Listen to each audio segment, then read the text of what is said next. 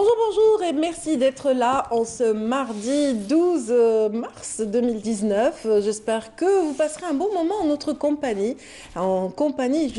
justement de l'équipe de Bonjour d'Algérie. Dans Bonjour d'Algérie, aujourd'hui, nous mettrons le cap sur El Behia Wahran pour retrouver notre collègue Saïda Mariouf à l'occasion du NAPEC 2019, North Africa Petroleum and Exhibition, donc la plus grande rencontre à l'échelle africaine consacrée au pétrole et aux énergies fossilisées. Donc voilà pour ce qui est de la première thématique. Et puis retour sur Alger juste après pour retrouver d'autres invités à l'occasion, entre autres, du salon de l'équipement automobile qui se tient à Alger jusqu'au 14 du mois en cours. Et bien sûr, l'organisateur de cet événement sera avec nous pour de plus amples détails.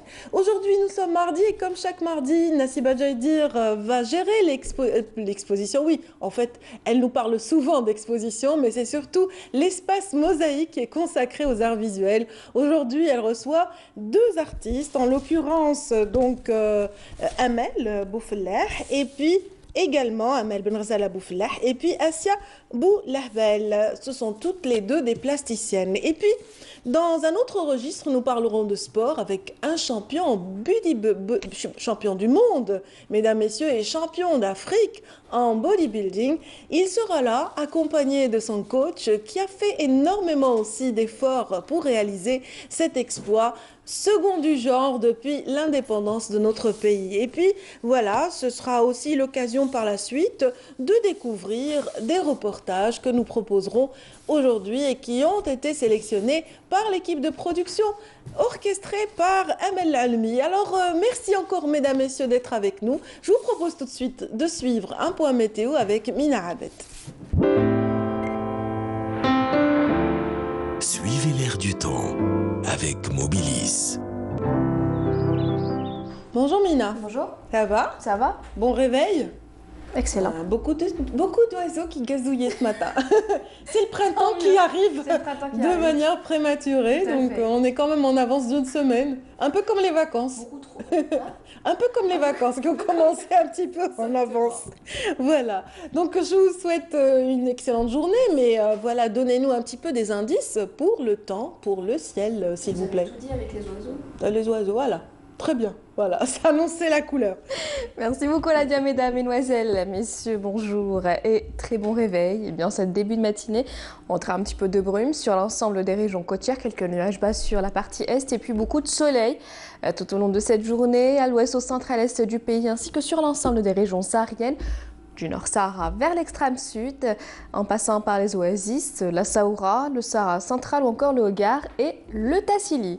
Les températures de cet après-midi, eh bien on notera sur la moitié nord 21 degrés à Alger, 17 degrés à Annaba, 26 à Oran-Tlemcen, on notera un minimum de 16 degrés à Batna, 19 à Djelfa, 24 degrés à Gardaya, Béchar, 31 degrés à Tindouf, 30 degrés à Adarar, 26 à Ilizit, Tanaraset ainsi qu'à Janet et enfin 34 degrés.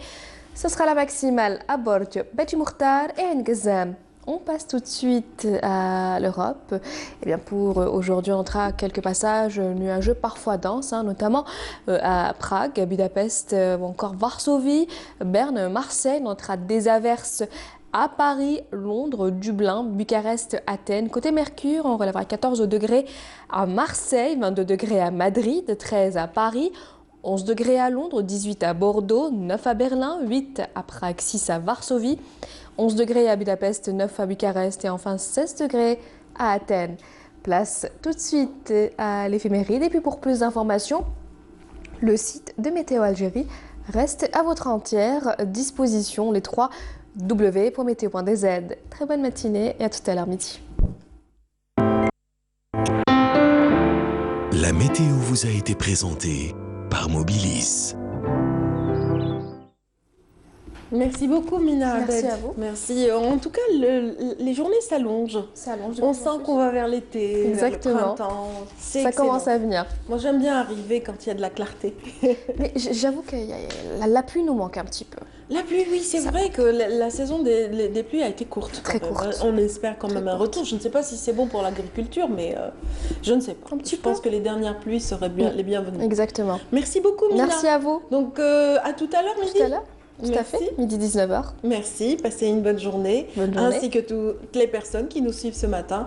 Tout de suite, je vous propose de retrouver le premier invité. On va parler du salon de l'automobile, ou plutôt de l'équipement automobile, tout de suite avec notre après ceci.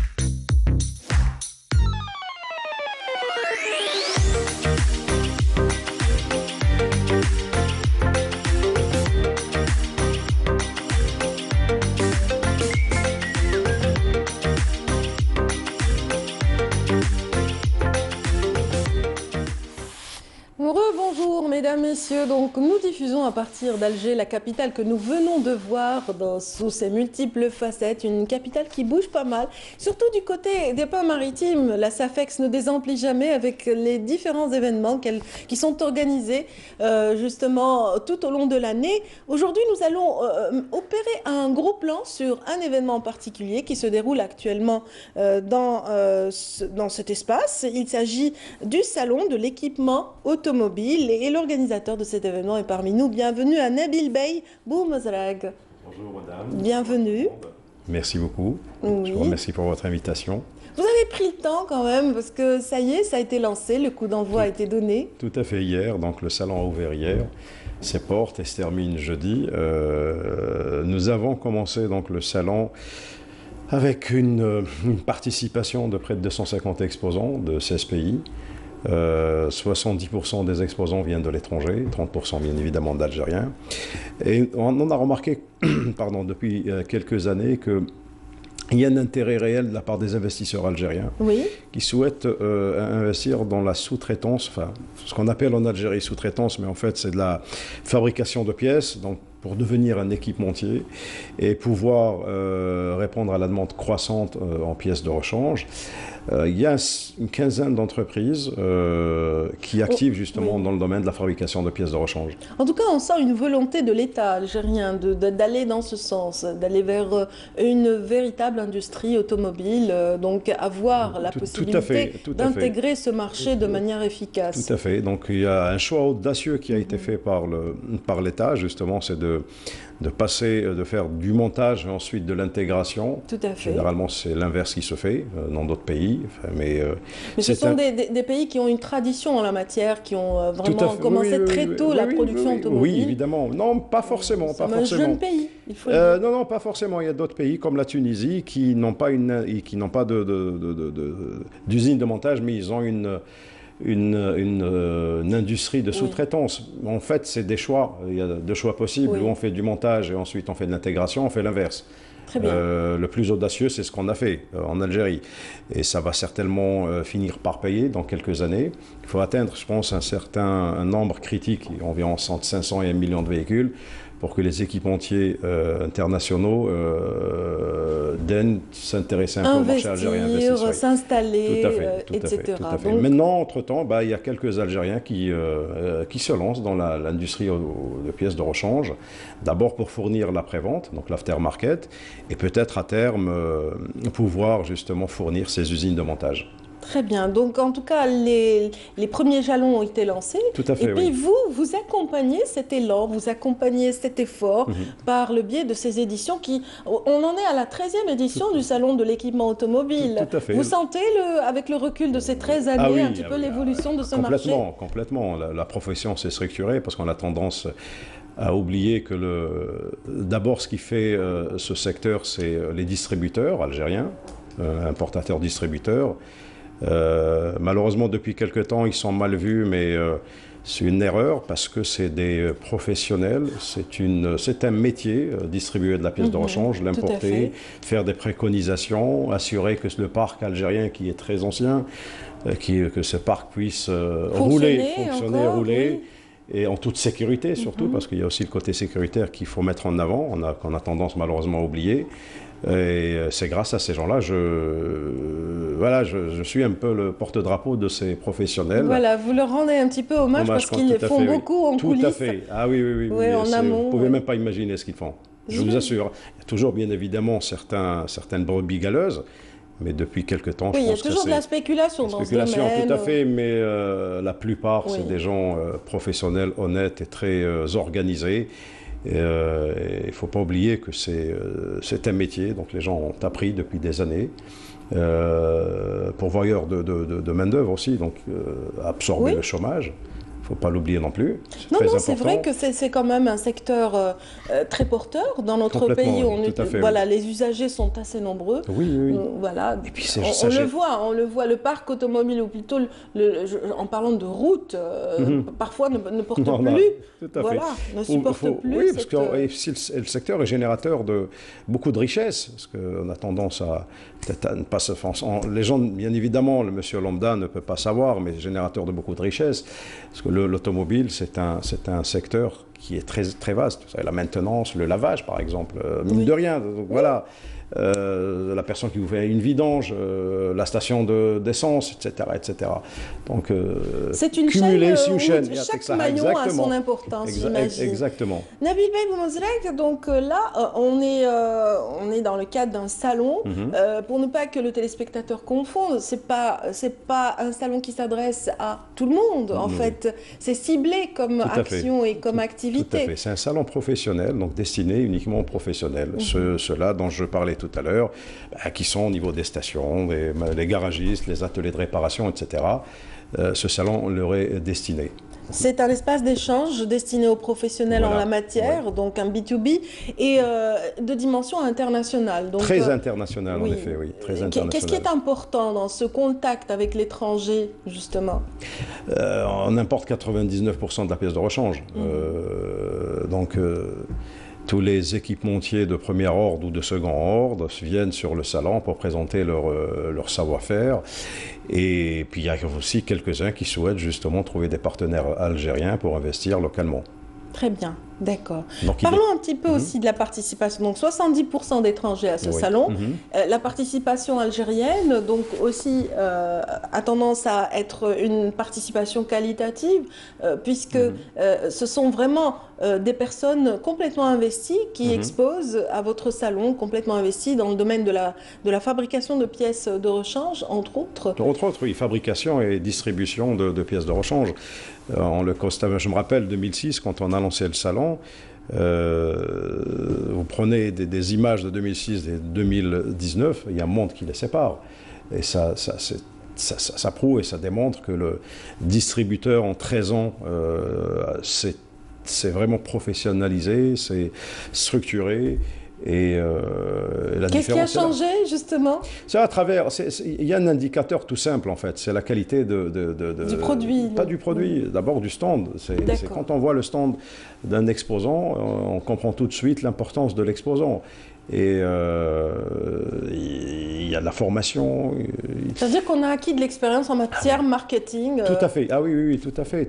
On est les mieux lotis pour rester un peu dans la région, entre l'Algérie et le Maroc. L'Algérie, c'est le premier pays quand même qui, en termes déjà d'importance du parc automobile, le volume d'importation, c'est un marché, je ne vais pas dire que c'est un marché mature, mais on est près plutôt de la maturation que d'autres choses. On est un pays où le distributeur algérien est très qualifié et très professionnel. Très bien. C'est un marché donc qui nécessite ses producteurs, donc, mais également les distributeurs qui accompagnent justement cette production. Et ces distributeurs, est-ce qu'on peut détailler davantage? Parce que c'est vrai que ceux qui nous regardent sont peut-être des investisseurs potentiels dans ce domaine. On va leur peut-être donner quelques repères par rapport à l'importance de la distribution. Oui, la distribution, en fait, elle se fait d'une manière toute simple. En fait, vous avez l'importateur qui est lui-même distributeur, exclusif ou non, d'une marque. Après, il y a une deuxième, enfin, si vous voulez, la deuxième étape ou le deuxième étage en fait, de la structure, c'est le grossiste. Après, vous avez le détaillant. Ensuite, en bout de chaîne, on a l'automobiliste, vous, moi. Et dans d'autres pays, les choses sont différentes, mais chez nous, en fait, c'est l'automobiliste, et là, ça doit changer, ça va changer à terme, qui achète sa pièce de rechange, qui est recommandée par le garagiste, et souvent, c'est ça, on demande c'est ça, et malheureusement, personnellement, je dis malheureusement, je vais l'expliquer pourquoi. Parce que quand vous achetez, vous, une pièce, et vous la déposez chez votre garagiste qui la répare, si la pièce est défectueuse, qui est responsable? moi. Non, non, vous êtes la victime. Non, vous n'êtes pas responsable. Vous êtes la victime parce que finalement, il n'y a pas de responsabilité parce que celui qui vous la vend, il vous dit non, bon, la pièce est bonne. Oui. Celui qui vous l'a installée, ah non, c'est la pièce qui est mauvaise. Et finalement, dans de la moi, farce, je suis c'est entre les l'automobiliste. deux, Donc ça va, perdu. il va falloir peut-être changer un peu les choses, mais ça va venir. Quelle est la démarche que vous préconisez dans ce sens? D'abord, c'est la traçabilité de la pièce, donc la facturation. Il faut peut-être exiger d'abord.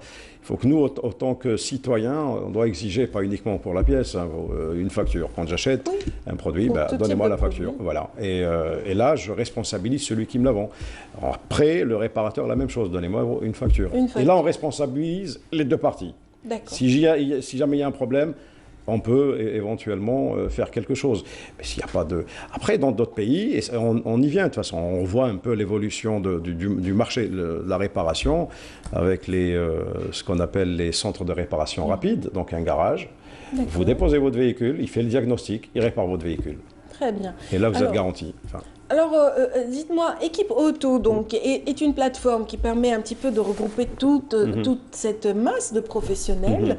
Et est-ce que Équipe Auto a proposé justement un espace à travers, comment dire, un espace sur le web ou un espace justement en termes de revues spécialisées, ou est-ce qu'il y a un outil autre que la rencontre elle-même, le salon? On a un site internet qu'on essaie de mettre à jour, une page sur les réseaux sociaux, mais ce dont je peux dire, et je suis fier de ça aussi, c'est que grâce au salon, on a réussi avec enfin c'est pas nous, mais à travers le salon, il y a un magazine spécialisé, donc une revue spécialisée, qui a été lancée il y a 2 ans, qui traite du sujet de la pièce de rechange en Algérie, qui s'appelle Algérie Rechange.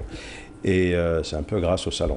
Et ça donne de la visibilité à toutes ces personnes qui se sont investies Ah oui, dans le domaine, complètement. C'est vraiment leur magazine et destiné, bien évidemment, toujours aux professionnels, parce qu'on est vraiment dans un monde B2B. Et ce magazine permet d'avoir de l'information sur la pièce de rechange, sur les évolutions, sur la distribution en Algérie, les différents acteurs, etc. D'accord. Et justement, c'est-à-dire que ces professionnels, cette famille de professionnels de l'équipement et des services automobiles a tendance à s'agrandir. Est-ce qu'il y a eu une réflexion au cours de l'une des éditions pour la constitution d'une fédération? Voilà. Depuis 2006. Depuis 2006, ça ne se concrétise depuis pas 2006, on les pousse. Moi-même, je fais en sorte à ce que... Et par la force des choses, finalement, je suis devenu le porte-parole. Voilà. C'est bien. Mais non, c'est pas bien pour eux, parce que moi, je peux faire un salon de la pièce de rechange, comme je fais un salon de l'agroalimentaire Jazz Agro, je peux faire un autre salon. Mais je suis un passionné et quand je fais quelque chose, je le fais, j'essaie de le faire très bien. Jazz Agro a son association en amont, c'est-à-dire Filaha. Voilà, oui. Donc voilà, c'est ce que je dis un peu à mes exposants. Faites votre fédération. Et Dieu sait qu'on a essayé, que j'ai essayé moi-même. Mais ça va venir. Je reste très optimiste. Ça va venir. Ça restera une voix qui aura sa portée, sa voix dans le domaine. C'est ce que je leur ai toujours dit. Pour apporter des changements dans le secteur. Exactement. Mais ils sont conscients de ça. Après, c'est un peu compliqué. C'est un peu compliqué. C'est un monde assez... Ça mûrit. Exact. Mais ça va venir. Ça finira par aboutir, on l'espère. En tout cas, le salon est là. Rappelons que c'est le salon international. Donc, donnez l'intitulé, le vrai. Donc, Équipe Auto, c'est salon international de l'équipement et des services pour la mobilité et l'après-vente, exactement. Voilà. Donc, ça se déroule au niveau de la SAFEX jusqu'au 14. Les horaires, c'est de quelle heure? 10h, 18h. 10h, 18h. Donc, pour les professionnels qui seraient intéressés intéressés de découvrir un petit peu des partenaires potentiels ou de voir un petit peu l'évolution de marché voilà, qui les intéresse. Exact. Merci infiniment. C'est moi qui vous vous remercie. étiez donc avec nous pour parler du salon de l'équipement. Donc Nabil Bey Boumezrag, l'organisateur de cet événement. Merci pour l'ensemble de ces détails apportés aux téléspectateurs ce matin. Bon vent parce qu'on vous attend là au salon. On m'attend, je file. Merci beaucoup. Bonne journée. À très également. bientôt, j'espère. Oui. Bonne journée à ceux qui viennent de nous rejoindre, peut-être, qui sirotent leur café. Donc bon café à tous et restez avec nous. Tout de suite, je vous propose un petit voyage à travers les couloirs et les espaces du Palais de la Culture à l'occasion d'une très belle exposition qui durera à partir du mois de mars, 3 mois durant. Donc vous pouvez découvrir l'ensemble des facettes du patrimoine immatériel africain et bien sûr l'ensemble du patrimoine immatériel algérien à l'honneur à l'occasion de cette belle exposition visitée par Lamia Boudbouda. À l'occasion de l'ouverture du Centre régional pour la sauvegarde du patrimoine culturel immatériel en Afrique, le CRESPIAF, se tient une exposition intitulée « Héritage culturel immatériel en Afrique » au Palais de la Culture Moufdi Zakaria. 28 États dans l'Algérie sont représentés par des panneaux d'information et des vidéos mettant en avant un élément emblématique du patrimoine immatériel classé par l'UNESCO au patrimoine mondial de l'humanité.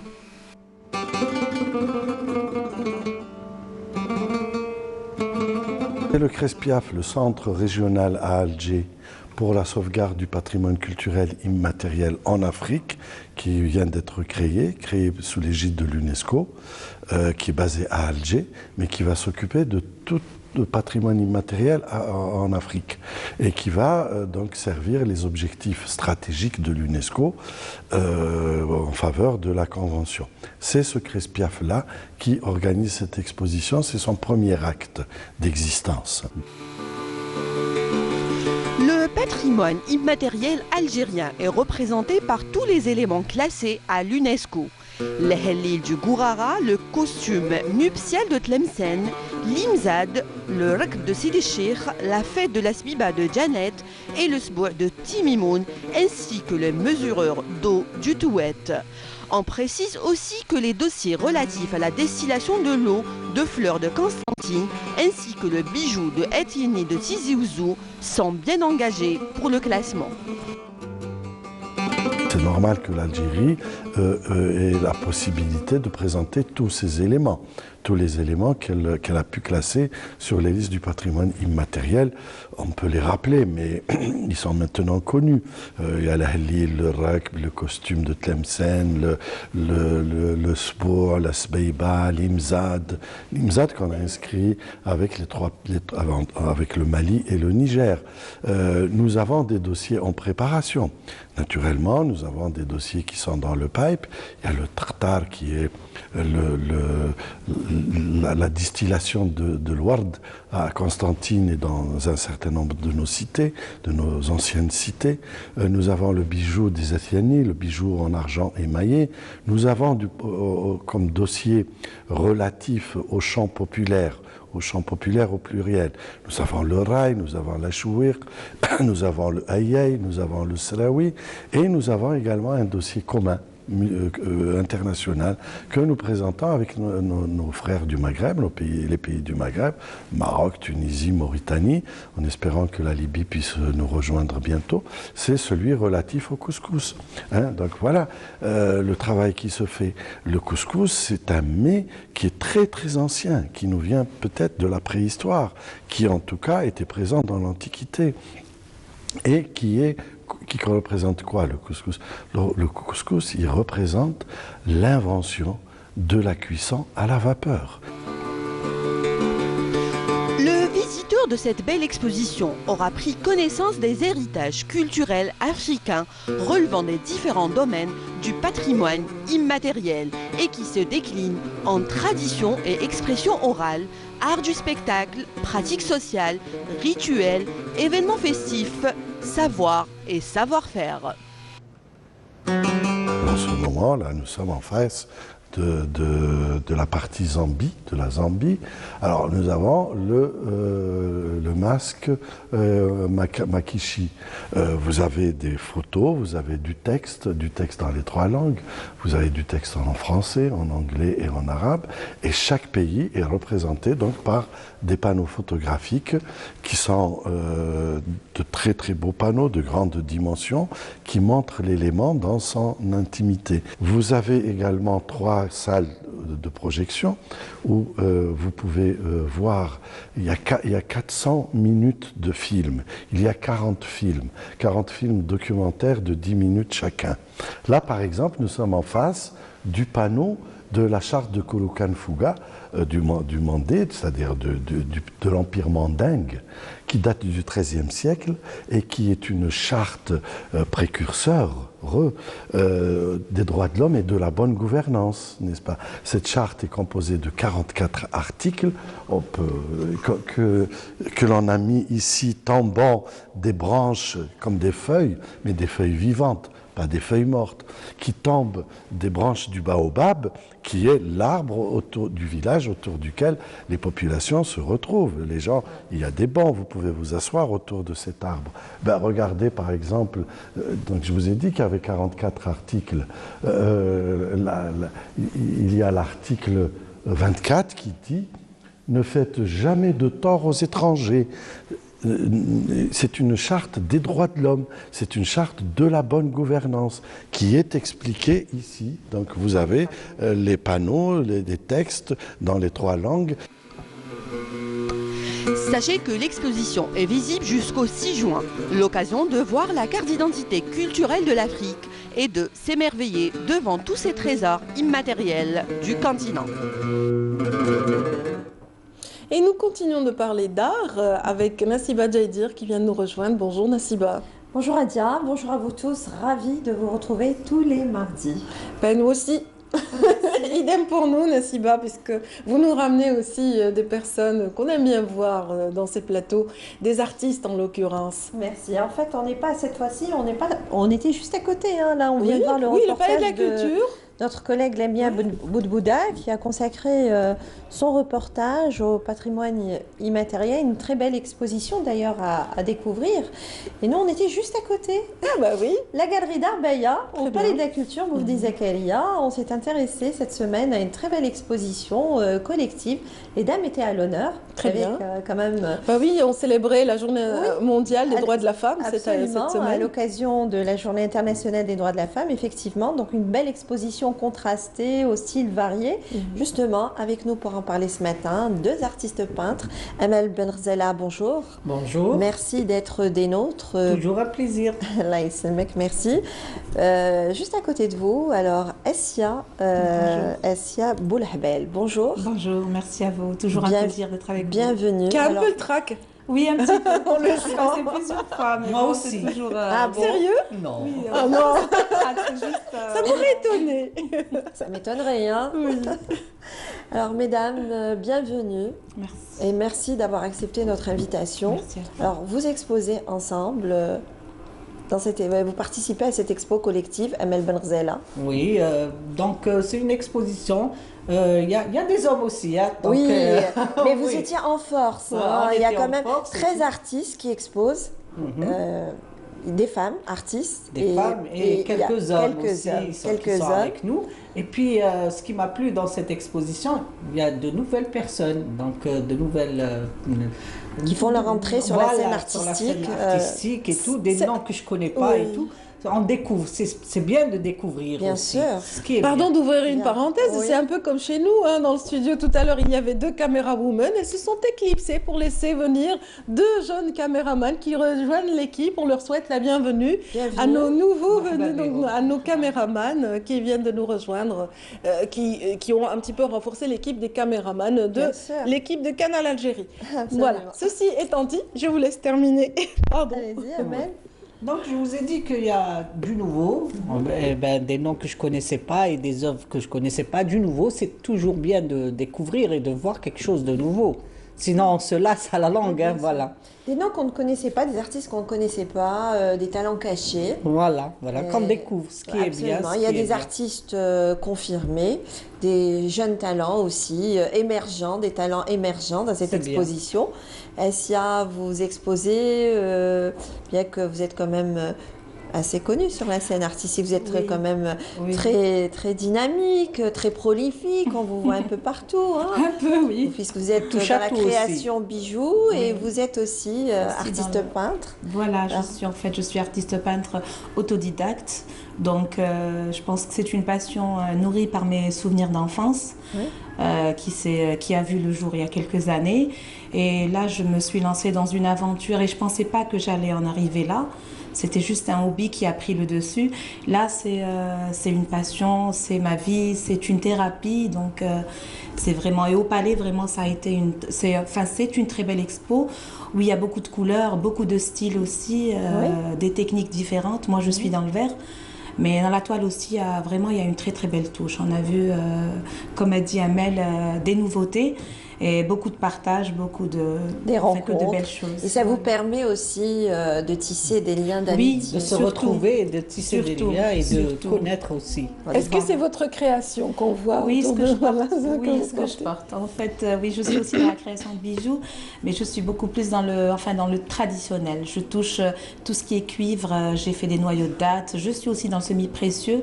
Donc, tout ce qui se rapporte à l'Algérie me touche particulièrement. Voilà. Comment vous êtes venue à la peinture? À la peinture, donc je travaillais. J'étais responsable commercial automobile. J'étais enceinte de mon grand garçon. Comme très jeune, j'ai toujours été portée vers le manuel, vers la matière. J'avais besoin de m'occuper, de faire un petit truc en plus. Vous faisiez quoi quand vous étiez petite? Alors c'était le crochet, c'était un bout de bois que je transformais en radeau. C'était en fait, j'étais toujours portée sur un truc. Il fallait que en fait, mes mains, je sentais comme mes mains, j'avais besoin Il fallait faire quelque chose. Il fallait faire quelque chose, voilà. Donc, ça a commencé comme ça et après, ça a pris le dessus. Et même à la naissance de mon deuxième enfant, de ma fille Lina, j'ai eu aussi une inspiration pour les bijoux. Donc, le premier, ça a été la peinture. Et la deuxième, ça a été les bijoux. Et là, c'est une aventure qui ne s'arrête pas. Des fois, je me dis, je m'arrête pour reprendre ma vie active, mais je ne peux pas. Ça fait, et en autodidacte En autodidacte, tout ce que je Vous avez eu à prendre des cours, fréquenter des ateliers? Non, du tout. Vraiment. Là, je donne des cours par contre, mais là, je n'ai vraiment ni Internet, ni... je me suis vraiment formée toute seule. L'instinct a pris le dessus, c'est pas mal. Bon, c'est vrai que je suis aussi... des fois, en fait, je suis quelqu'un qui m'interdit la facilité. J'aime aller. Par exemple, pour les noyaux de date, je pouvais aller vers des matériels de dentiste, par exemple, comme beaucoup. Non, j'ai pris ma chignole, je me suis fait mal, mais en me réveillant le matin, j'avais vu qu'il y avait un résultat. C'était moi. Donc, je pense que c'est là... voilà. D'accord. Amel Belghzala, vous qui n'êtes plus à présenter, hein, mais c'est toujours bon de rappeler quand même votre parcours. Touche à tout. Elle disait touche à tout. Et je peux me permettre? Bien sûr. Enfin, je compte. Oui, bien sûr. Ensuite, vous reprenez, voilà. Alors, vous êtes passé par l'école des Beaux-Arts? Oui, l'école des Beaux-Arts. Et puis après, à un certain moment, j'ai travaillé dans la communication, infographie. Et puis à un certain moment, c'est une lassitude où ça me manquait, comme Essia le disait, ça me manquait le toucher, le touche à tout et tout. Donc j'ai repris en overdose, bien sûr. C'est toujours une overdose. En overdose, donc j'ai touché un peu à tout. Et je continue toujours à travailler, mais là, pour le moment, c'est comme si je me pose. Mais ça ne veut pas dire que je ne travaille pas. Pour mieux rebondir par la suite. Pour mieux rebondir, voilà. Donc je préfère me poser des questions et tout, voir autour de moi et travailler en même temps. Parce qu'on sait que vous êtes très prolifique aussi. Voilà, je travaille toujours chez moi.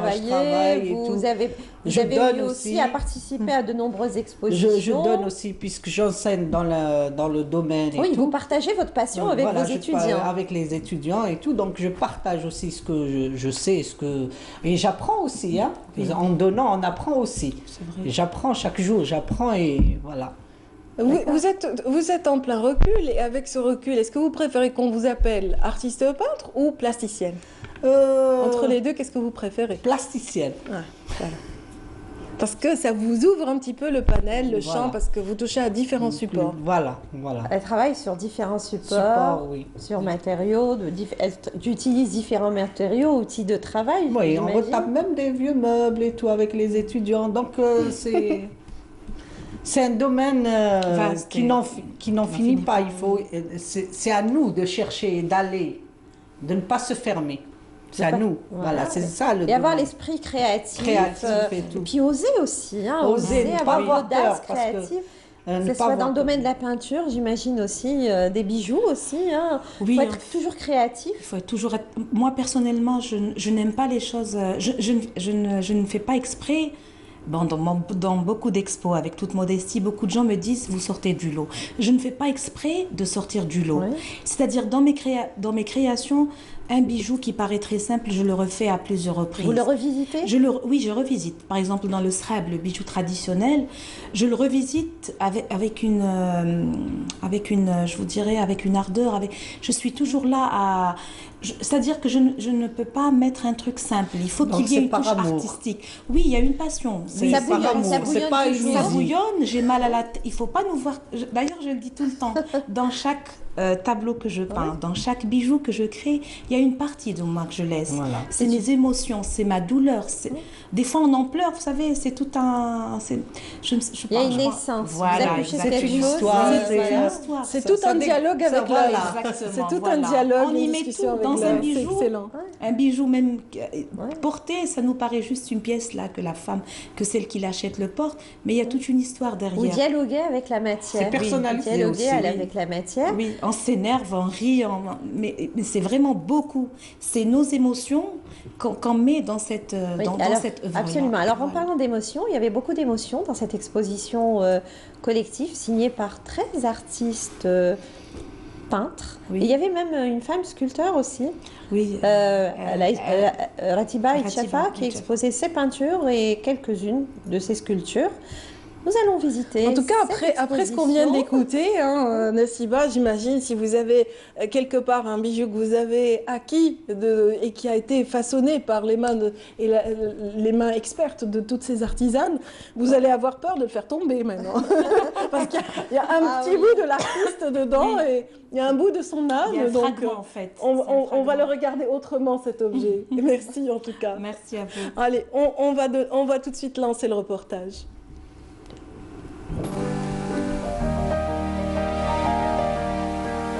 L'art, une passion commune pour ces artistes.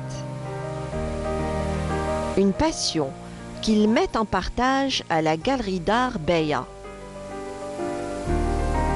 Ces exposants nous donnent à contempler et à apprécier leur talent d'artiste. À chacun son support de travail et son expression artistique. Dans cette exposition, des peintures et des sculptures dans l'air du temps. On est un collectif d'artistes qui présente un certain nombre de tableaux et j'ai pu participer avec 6 de mes tableaux. J'ai aussi bien des tableaux qui sont peints en acrylique que des tableaux aussi des tableaux qui sont faits de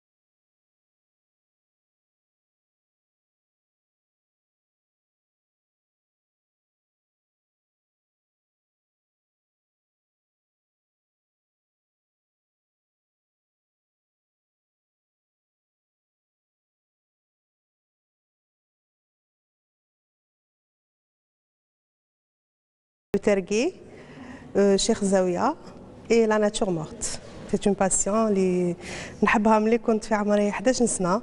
Voilà. بديتها ويبقى عندي ma profession وعندي la peinture تانيك c'est-à-dire la peinture كي نكون عندي des moments.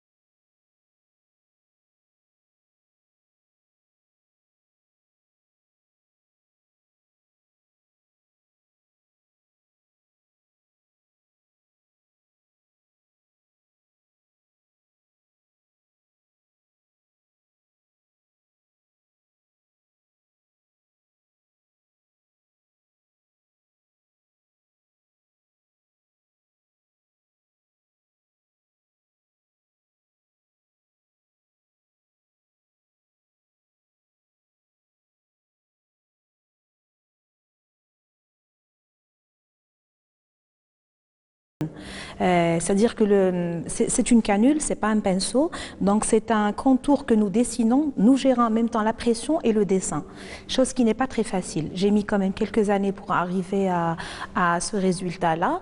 Donc quand le cerne est régulier, après on a la deuxième technique qui consiste à mettre les couleurs. Là aussi, bien sûr, beaucoup de critères rentrent en jeu, donc qui sont le goût, l'harmonie des couleurs, les formes. Leurs œuvres d'art suggèrent et questionnent à la fois. Dans ce champ thématique, des peintures expressives. Et là, chacun de ces artistes construit son univers. Un univers où ces exposants mettent en scène leurs émotions d'artistes.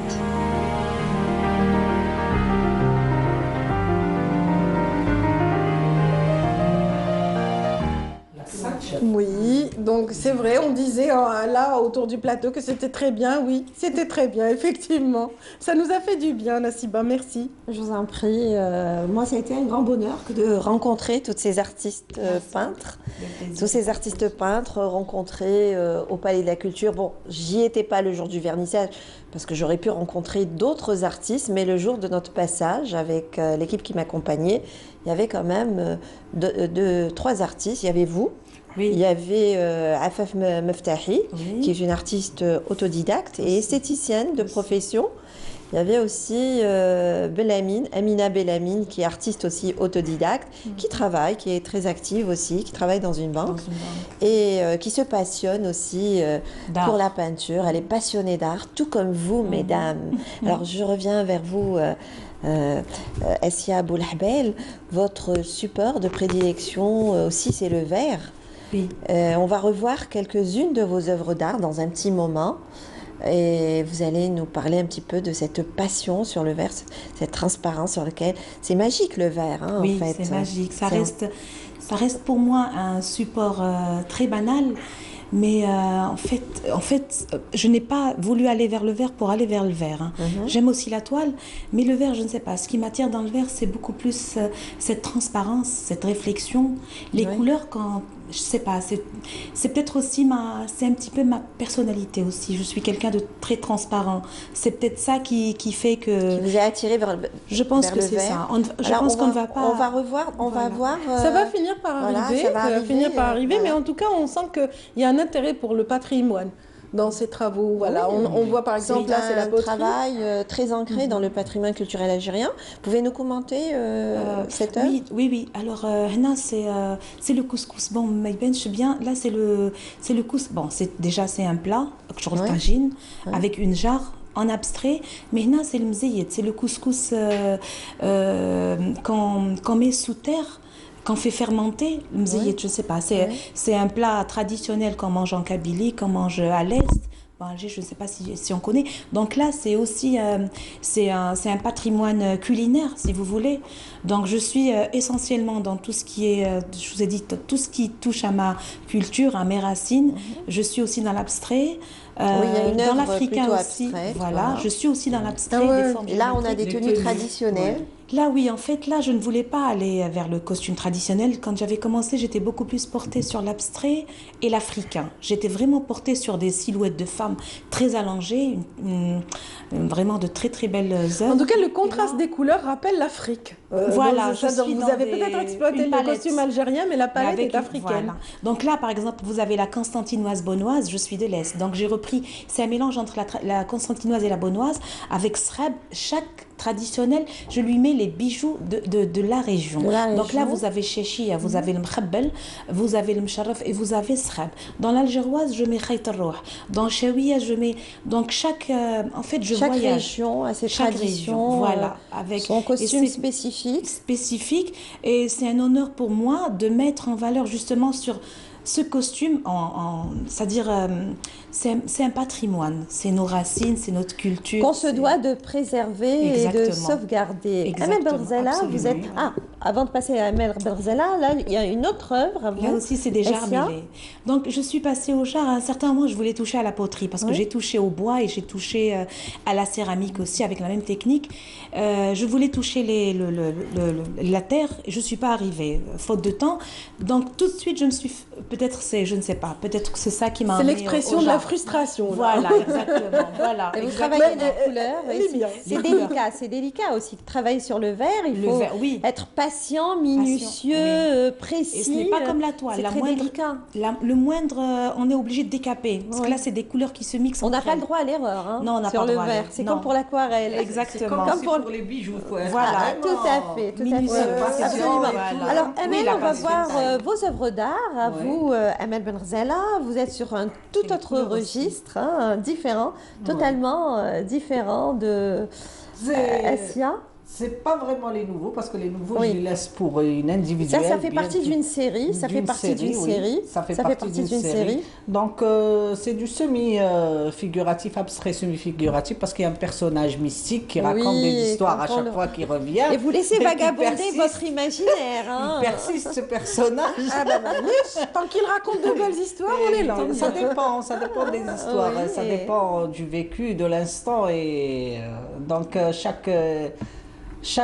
par exemple, l'éclosion, ça parle de la naissance d'une femme qui met au monde un enfant, une éclosion, voilà. Et chaque œuvre d'art raconte son histoire, en fait. Voilà, c'est ça, ça dépend des états d'âme et de l'instant. Et c'est une naissance à chaque fois? À chaque fois, oui. Je me découvre là à faire autre chose. Les couleurs, elles changent, je commence à être dans les pastels, dans les tons. Elles s'imposent en fonction elles-mêmes. Hein. Des fois, je me décide à faire quelque chose et sur la toile, je vois autre chose. Donc, c'est ça. Gestuel et graphisme présents, très présents dans vos œuvres. Graphisme, oui. Graphisme. Et puis, ça me repose de faire le graphisme. Et de ça aussi, ça demande de la minutie.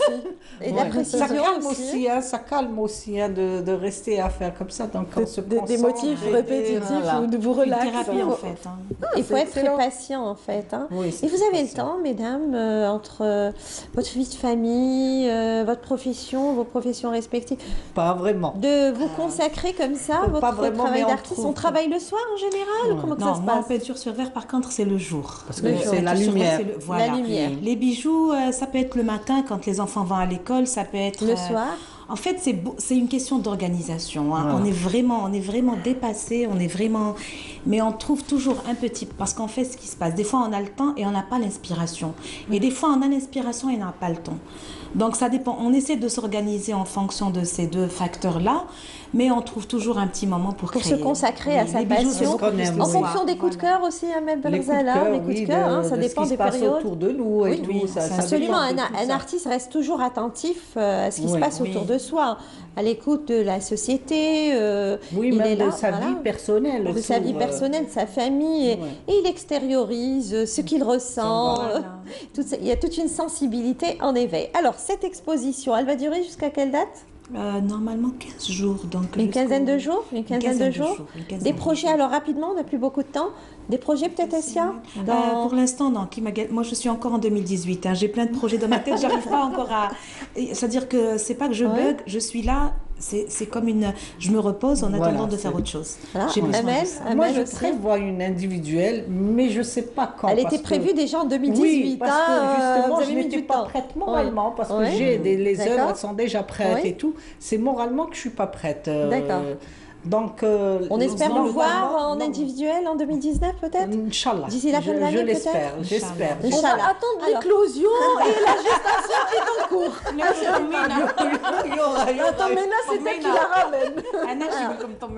Alors, Excellent. mesdames, merci d'avoir été des Merci nôtres à ce vous. matin. Un petit coucou à Mustapha Boufeller, très, très présent aussi dans votre vie. Un coucou pour Mumus. Un coucou Et pour Mumus, notre Mumus aussi nous manque. Ouais, J'espère absolument. qu'il nous suit ce matin et j'espère qu'on lui souhaite un prompt rétablissement. Inch'Allah, un prompt Inch'Allah. rétablissement à Mustapha Boufler.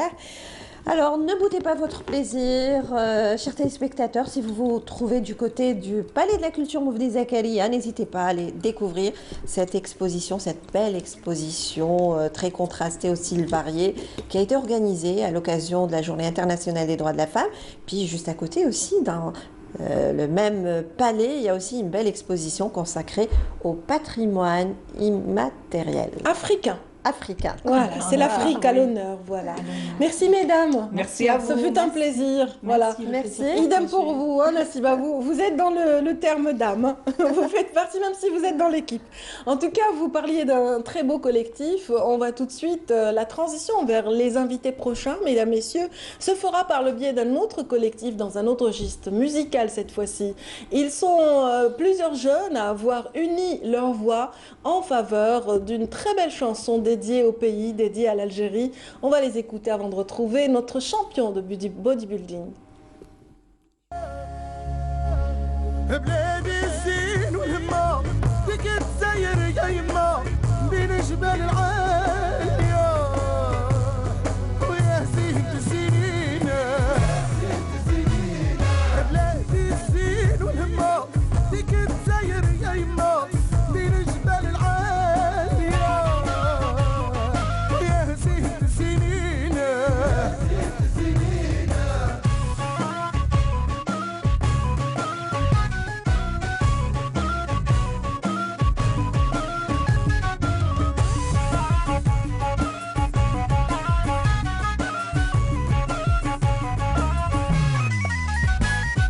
ولادها شعب مضيافة الجود والكرم بزافة شحال من واحد طيار ويا بلاد شهيدة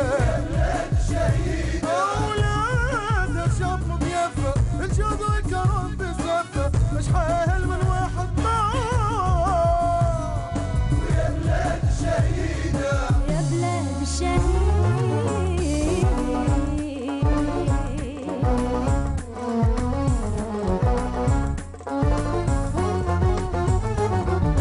هادي الزين والهمة ديك الجزاير يا يما من جبال العالية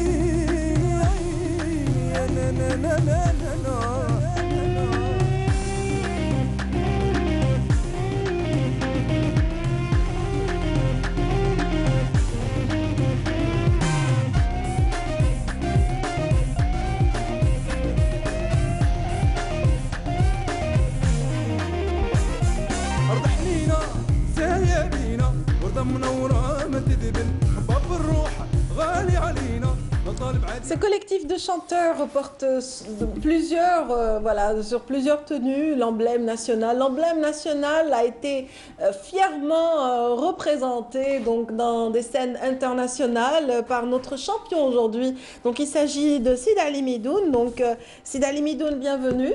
Merci. Alors je précise, vous êtes champion du monde. Oui. Voilà, c'est pas tout le monde qui est champion du monde. On a l'honneur de vous recevoir ce matin. Vous l'êtes depuis le mois de novembre dernier, 2018 bien 2018. sûr, et vous avez été également champion d'Afrique depuis décembre. Oui. Bienvenue. Bon, on dit trois médailles d'or Oui. en 2018. 2018, on va détailler tout ça. Les médailles sont d'ailleurs là, autour de la table. On va un petit peu décortiquer tout cela.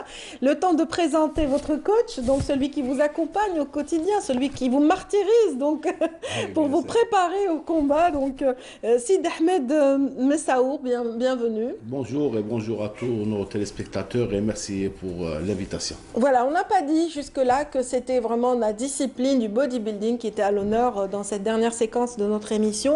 Donc nous avons l'honneur de recevoir notre champion du monde, champion d'Afrique dans différentes catégories, vous me disiez. En toute catégorie. En toute catégorie. Il a gagné sa catégorie en moins 85 et il a gagné en toute catégorie. Oui, un petit peu pour rapprocher le téléspectateur. Il faut dire que le titre qu'il a disputé, donc le titre qu'il porte aujourd'hui, qu'il va défendre aussi en 2019, c'est un titre qui a été décroché cette fois par Schwarzenegger, par exemple, Arnold. Donc c'est un peu votre idole, non?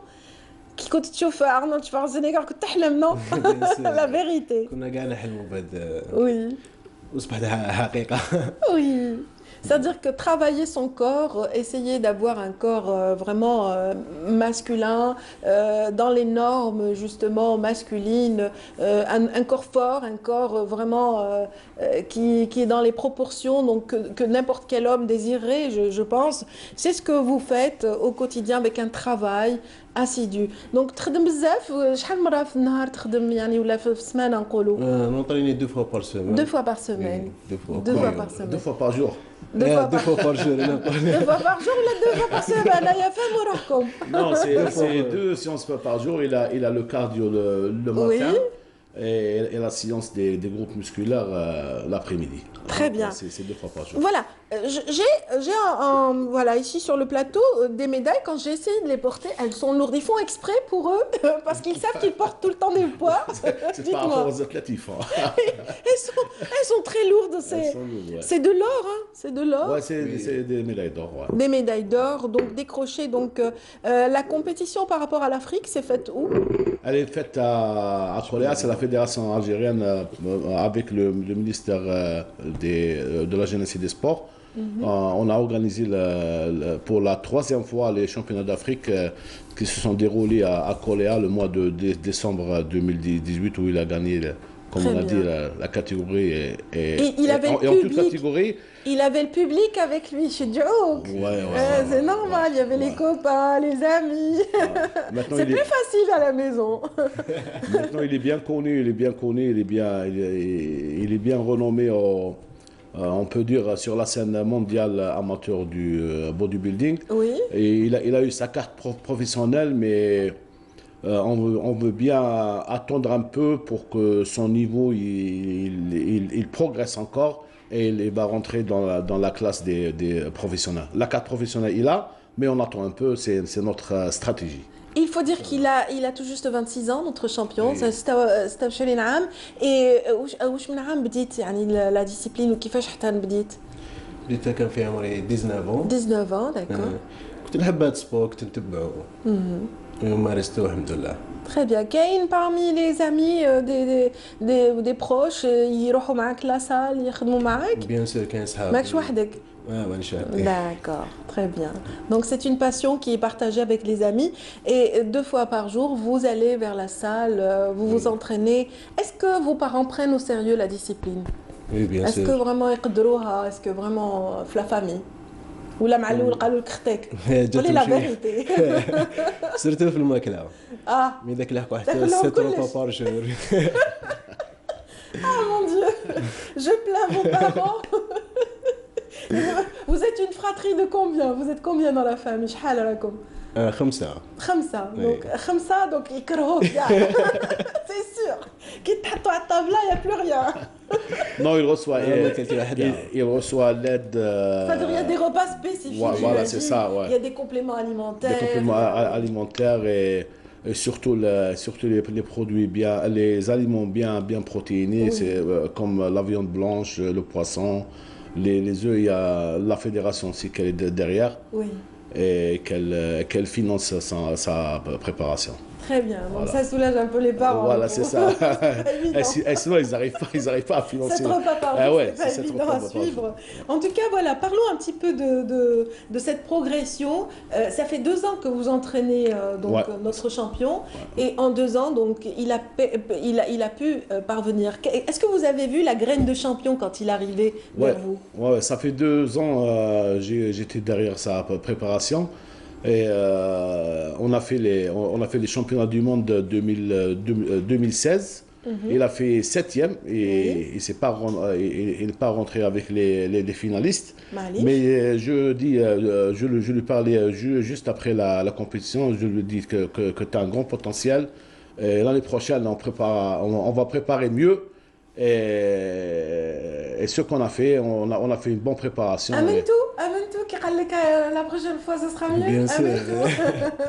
Eh ben, très bien. Ouais. En tout cas, c'est bien d'avoir la foi, c'est bien d'y croire, parce que c'est comme ça qu'on arrive, et le résultat est là. C'est la première fois, plutôt la seconde fois dans l'histoire de l'Algérie indépendante qu'on a un champion du monde en bodybuilding. Le premier, c'était en 1987. En 1987, c'était le marhoum Mohamed Ben Aziza. Lui, il vivait en France, mais avec une nationalité algérienne. C'était en 87 en Espagne, et 32 ans après...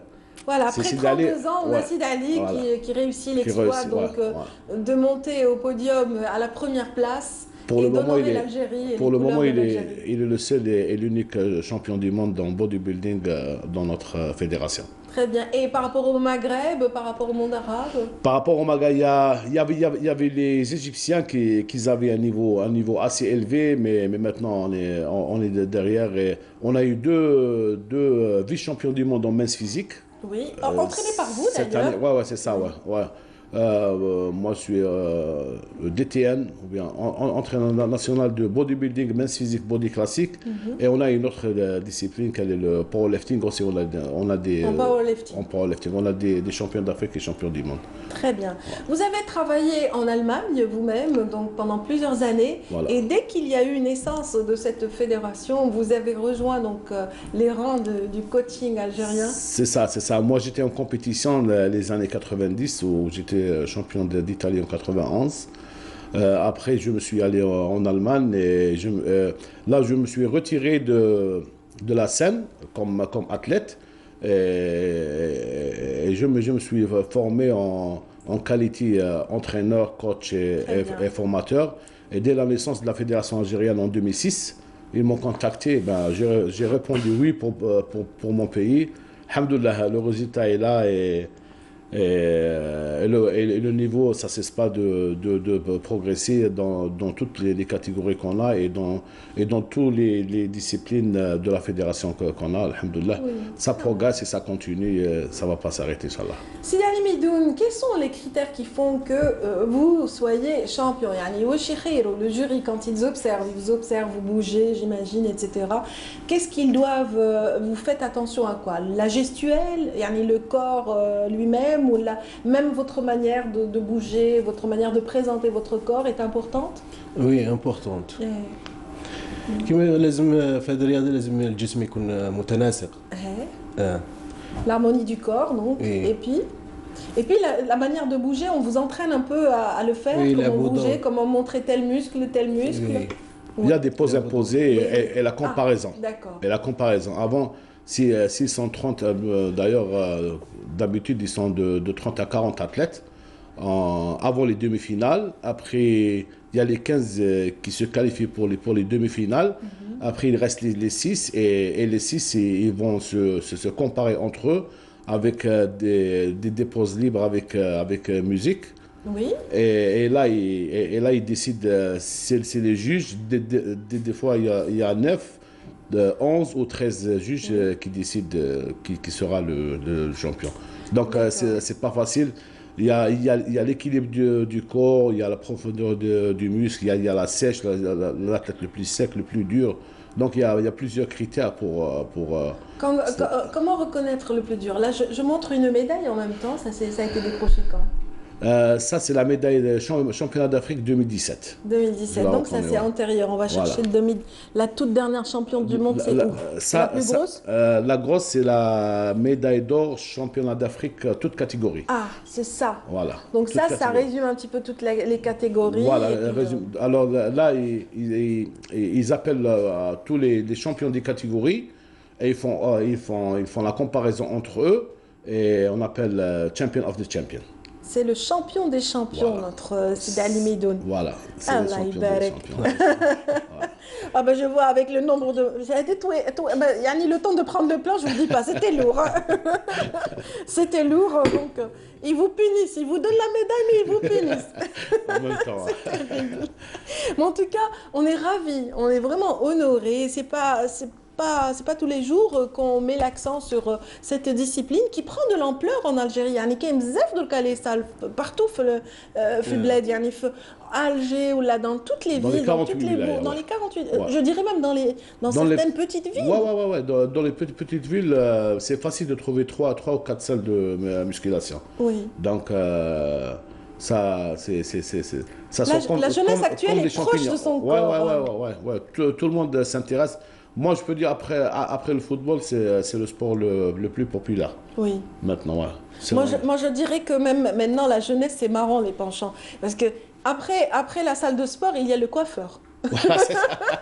Voilà, c'est une tendance vraiment qui prend de l'ampleur. C'est normal. Nos jeunes aiment innover en termes de coupe. Alors, on voit notre champion, il a été chez le coiffeur, c'est sûr. Le styling, c'est important. C'est important aussi. Oui. Il est conseillé par des voilà, il faut avoir quand même une bonne coiffure, un bon charisme et ça joue parce qu'il y a des photos et des vidéos, des magazines et tout. Et après, on finit par devenir star de cinéma. Inch'Allah. Vous en rêvez? Et ça vous est arrivé? Non? Et pourquoi pas hein? Oui, la tête encore en compétition. Oui. Notre projet, c'est de dominer la classe professionnelle. Inch'Allah, on va commencer l'année 2020. C'est cette année le plus important. C'est de garder, pour le moment, il est premier en ranking list mondial. Il est encore premier. Et le mois prochain, on a 2 compétitions, une en Grèce et l'autre en France.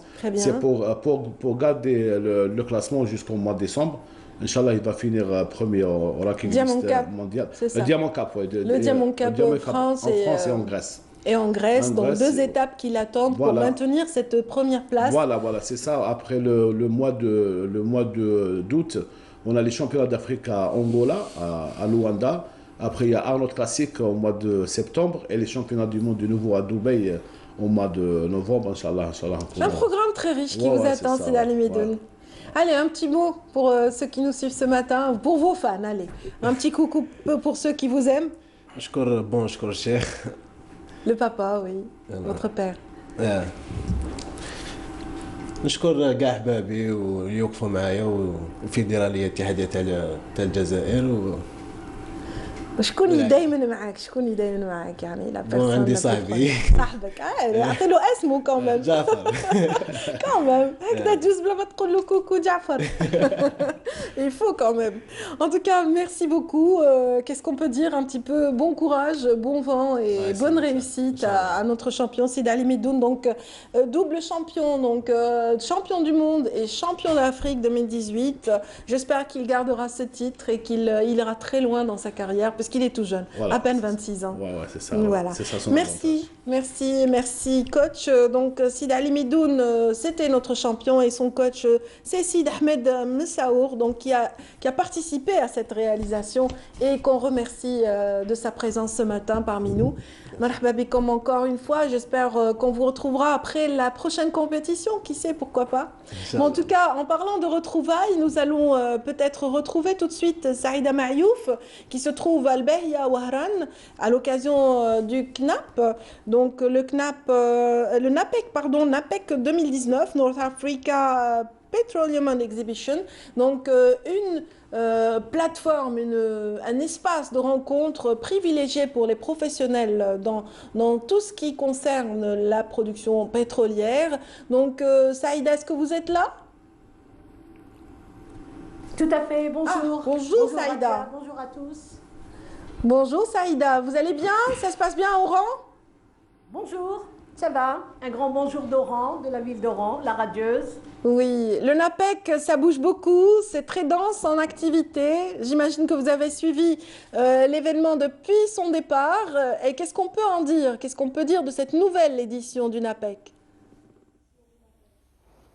Tout à fait, donc comme vous l'avez si bien signalé, le NAPEC ou l'industrie pétrolière et gazière est à l'honneur en ce moment au CCO d'Oran. Donc tout le secteur énergétique s'exhibe sous toutes ses formes.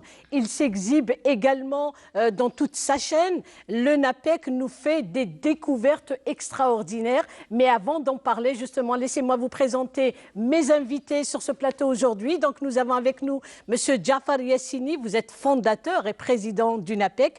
Merci d'avoir accepté notre invitation. Je vous remercie pour l'invitation. Nous avons également avec nous M. Ahmed Meshraoui. Vous êtes un expert en énergie et également membre du comité de pilotage du NAPEC, de la session conférence particulièrement. Merci d'avoir accepté notre invitation. Bonjour et merci pour l'invitation. Bonjour aux téléspectateurs. Donc le NAPEC, North Africa Petroleum Exhibition and Conference, l'événement phare dédié à l'industrie pétrolière et gazière et tous les segments y afférents, revient dans sa 9e édition, une manifestation qui se veut un véritable baromètre de toutes les avancées, de tous les développements dans le secteur énergétique. Donc Monsieur Yassini, je commence avec vous. C'est une véritable vitrine du secteur énergétique actuellement? C'est une véritable plateforme grandiose. Qui se prépare minutieusement, toute une année de préparation pour mettre en place une plateforme pareille. C'est quand même 600 exposants qui viennent de 40e pays, c'est un nombre énorme. Et ce qui est à signaler, c'est la qualité des participants. Il y a tous les majors mondiaux qui sont là. Qui viennent pour montrer leur technologie, leur savoir-faire, échanger, s'interroger sur le futur du secteur énergie et hydrocarbures. Notamment le devenir, oui. Effectivement, c'est cette conjoncture c'est très important. Donc cette plateforme, d'une année à une année, elle ne cesse de grandir. C'est grâce à toute une organisation qui n'a rien à envier aux grands salons mondiaux. Aujourd'hui, le NAPEC se classe 5e, 6e par rapport à d'autres manifestations qui se fait ailleurs dans le monde d'une telle envergure aussi. Aujourd'hui, ce qui est aussi important, c'est que le NAPEC, il contient plusieurs événements à l'intérieur, c'est-à-dire plusieurs volets. Il y a le volet conférence, c'est un programme qui se prépare avec des grands experts, des spécialistes du secteur. Doucement, donc on change les thématiques selon l'actualité actuelle. Très bien, M. Yassini, on verra les autres volets tout à l'heure. Mais vous venez d'évoquer les participants.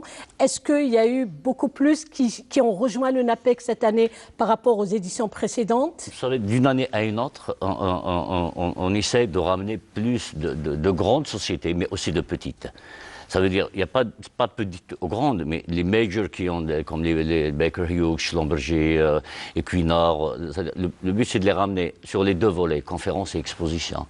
Et c'est ce qui fait que les gens peuvent les visiter et se renseigner sur les stands, mais en même temps, qu'en communiquant dans les conférences. À côté des grandes compagnies nationales. Bien sûr, également. Sonatrach, Sonalgaz, Al-Naft, effectivement, qui joue un rôle, pas tout simplement en Algérie, mais au niveau africain. Absolument. C'est très important de se positionner aujourd'hui.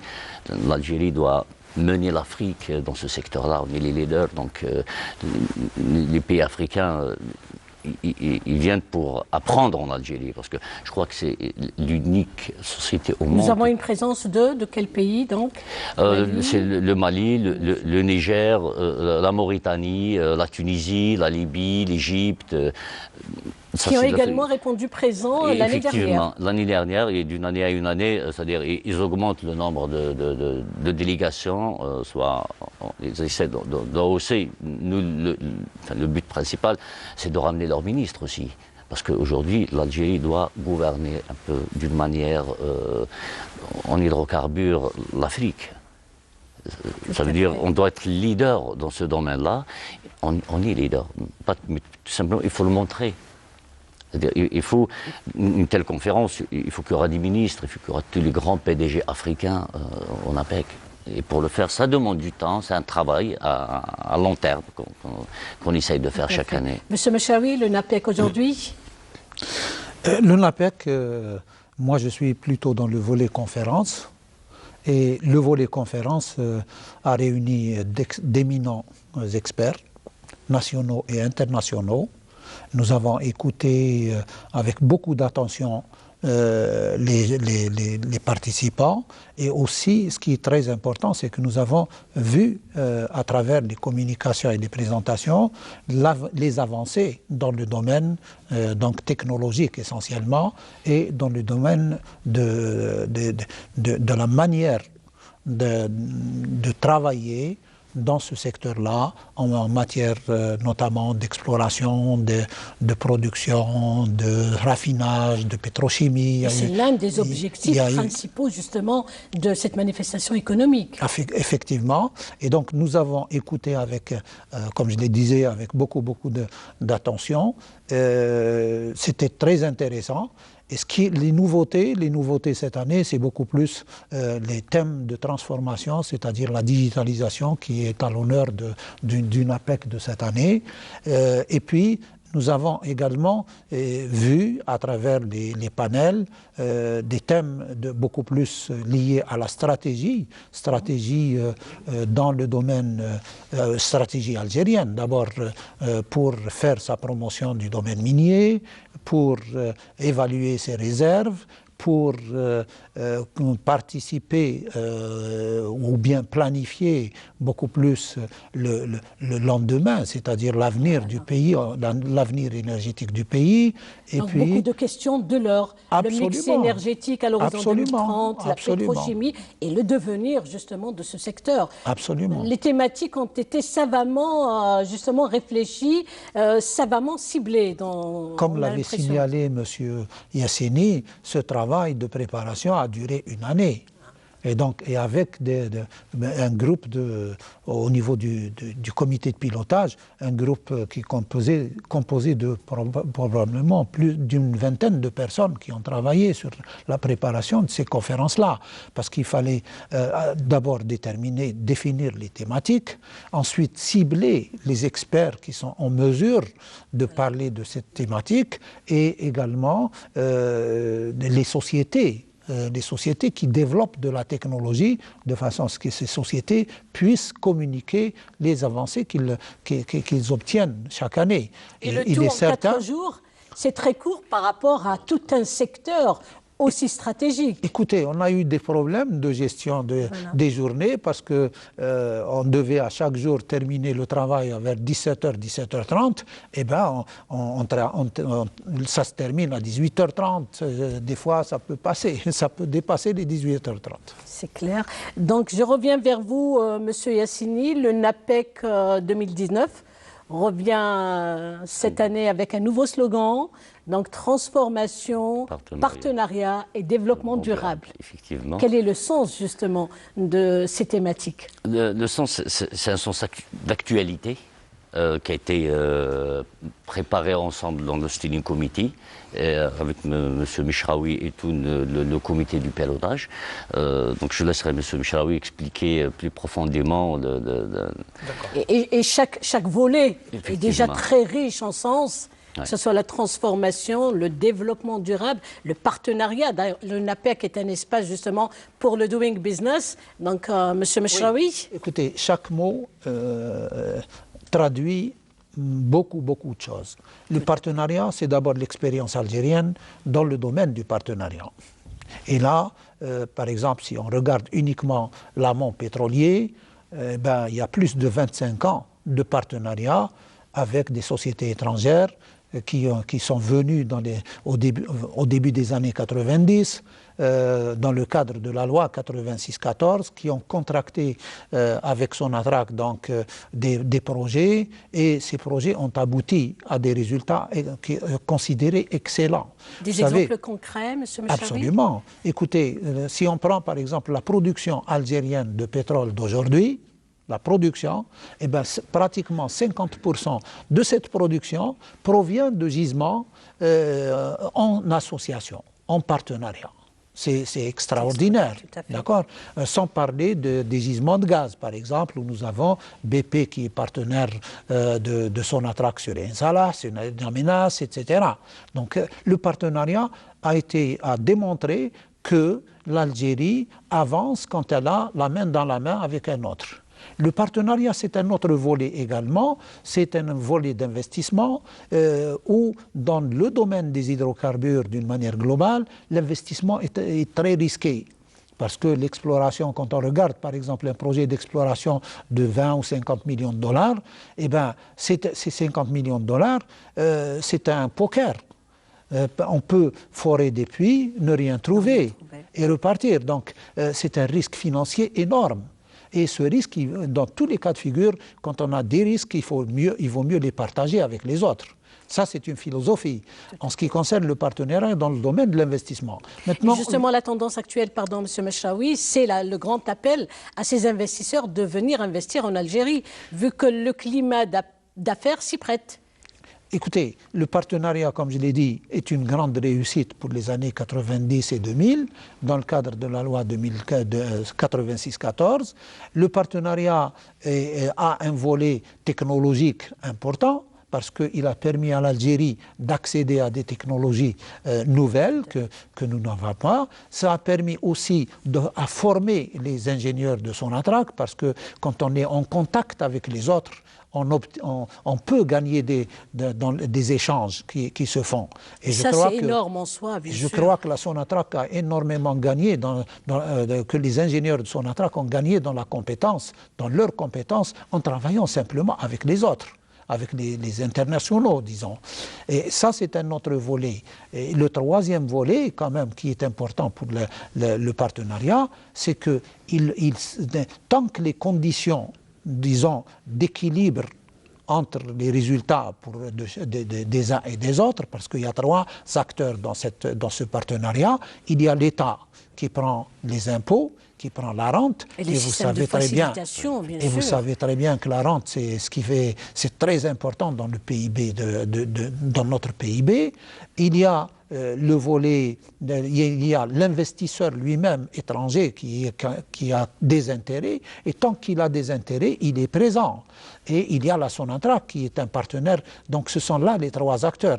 Maintenant, il y a l'acteur le chef d'orchestre de tout ça, c'est NAFT. Un NAFT qui est un démembrement de l'État et qui a la responsabilité donc de faire la promotion et de pousser à l'investissement. Et cette politique de pousser, d'intéresser les gens à investir, elle est là. Elle va se poursuivre et c'est dans l'intérêt de notre pays de poursuivre les investissements et encore d'en faire beaucoup plus, parce que c'est ça qui va créer la richesse à travers une rente, mais il crée quand même quelques emplois. c'est important. Le secteur, on sait très bien que le secteur pétrolier n'est pas un grand créateur d'emplois, mais il reste quand même impliqué dans cette phase. Résorption d'emplois. Vous voyez que le partenariat, on peut en parler pendant une heure. Justement. Et en restant transformation.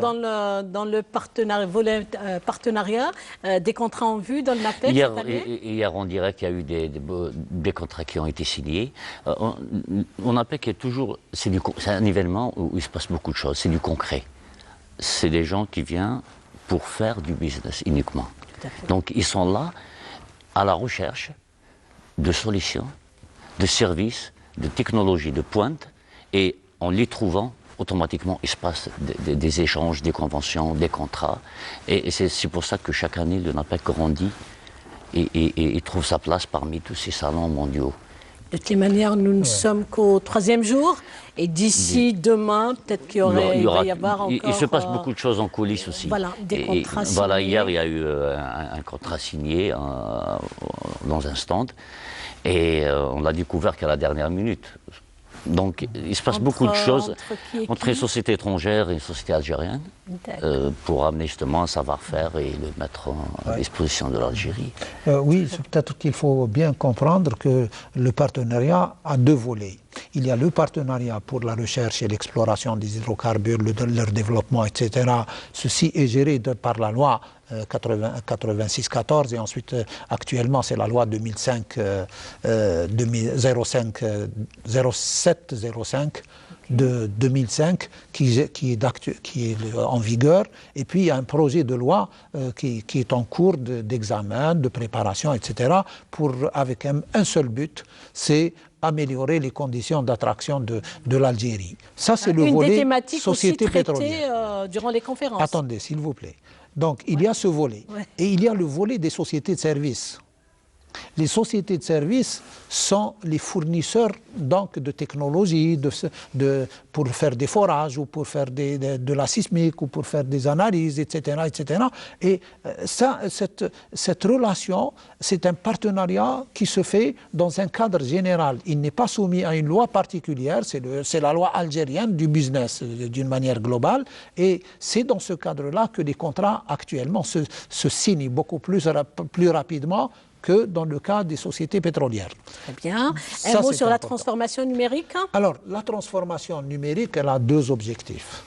Un, c'est gagner du temps. Et qui dit gagner du temps, c'est gagner de l'argent. C'est important. Et donc, c'est réduire les coûts. Et ça, la réduction des coûts est un thème qui intéresse tout le monde. Ça intéresse les sociétés pétrolières, ça intéresse les sociétés de services, ça intéresse... c'est un leitmotiv aujourd'hui. Parce que si on ne réduit pas les coûts, eh ben, on n'avance pas rapidement et ça pose problème. Le deuxième volet de la digitalisation, il est technique. Il permet à la société de mieux s'organiser et d'avoir une fluidité dans les transactions de data surtout. C'est pas autre chose. Quand on a par exemple toutes les informations sur les forages sur une plateforme d'ordinateur, eh ben, l'accès à ces trucs-là, à ce data devient plus facile. Donc on accélère aussi la rapidité de traitement de l'information. Et le traitement de l'information, ça veut dire que si, par exemple, au lieu de préparer un forage dans un délai d'une année, on peut le préparer dans un délai de 2 mois ou d'1 mois, grâce justement à cette technologie, à la digitalisation d'une manière générale. Et la digitalisation et la transformation... Développement durable, s'il vous plaît. Une seconde. La transformation apporte quelque chose aussi, c'est que ça permet... une fluidité des informations à tous les niveaux, donc ça facilite le processus de décision. Le développement durable... Un mot sur le développement durable. Le développement durable, c'est-à-dire c'est une économie qui est là et qui répond aux besoins des Algériens d'une manière durable. C'est-à-dire, si on se positionne en 2050, on a quand même une industrie qui fonctionne et qui nous rapporte de la richesse. Très bien. Et dans ce cadre-là, aujourd'hui, parce que le développement durable dans le secteur des hydrocarbures, il est lié à la sécurité énergétique du pays pour le long terme Et donc c'est surtout ça. Et cette sécurité doit être assurée et par le gaz et par les ENR, c'est-à-dire les énergies renouvelables. Merci beaucoup Saïda, si vous m'entendez, c'est la fin de notre séquence. Et là, on arrive au terme de l'émission. Oui, vous vouliez dire? Bah, je vous remercie également, oui. Merci également à vos invités. Donc, c'était très, très intéressant. Donc, le NAPEC 2019 se déroule actuellement au Palais des Conventions, justement, d'Oran, El Behia. Et bien sûr, nous aurons l'occasion de revenir sur l'événement dans d'autres éditions de nos journaux. Merci à tous ceux qui nous ont suivis ce matin. Je vous souhaite une excellente journée. Et vous retrouverez dès demain Amal Almi dans Bonjour d'Algérie. Au revoir et à très vite.